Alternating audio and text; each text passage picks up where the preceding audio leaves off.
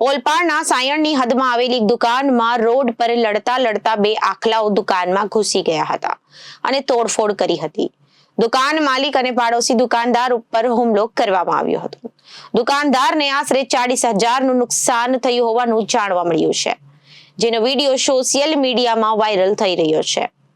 12 તારીખના રોજ સાંજે સાયણમાં રાજધોરી માર્ગ ઉપર બે આખલાઓ રોડ પર લડતા બંને આખલાઓ રોડને અડીને આવેલી ઘર સંસાર નામની દુકાનમાં ઘૂસી ગયા હતા અને દુકાનની ચીજ વસ્તુઓની તોડફોડ કરી ભારે નુકસાન પહોંચાડ્યું હતું. ઓલપાડના સાયણની હદમાં આવેલી દુકાનમાં રોડ ઉપર લડતા બે આખલાઓ દુકાનમાં ઘૂસી ગયા હતા અને તોડફોડ કરી હતી. દુકાન માલિક અને પાડોશી દુકાનદાર ઉપર હુમલો કરવામાં આવ્યો હતો. દુકાનદારને આશરે 40,000નું નુકસાન થયું હોવાનું જાણવા મળ્યું છે, જેનો આ વિડીયો સોશિયલ મીડિયા પર વાયરલ થઈ રહ્યો છે.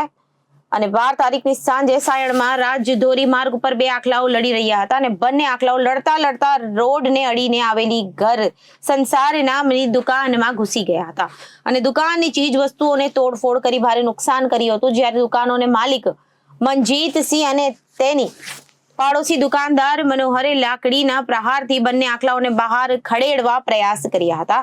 ત્યારે છંછેડાયેલા એક આખલાએ બંને પર હુમલો કર્યો હતો. બંને સામાન્ય ઈજા પહોંચી હતી. જ્યારે બે આખલાની લડાઈમાં દુકાન માલિકને આશરે ₹40,000નું નુકસાન થયું હતું. સરકારી તંત્ર અને ગ્રામ પંચાયત રખડતા પશુઓને પકડી પશુપાલકોને પાસે દંડ વસૂલ કરે તેમજ આ સમસ્યાનું કાયમી નિરાકરણ લાવે તેવી સાયણ અને આસપાસના લોકોની માંગણી છે.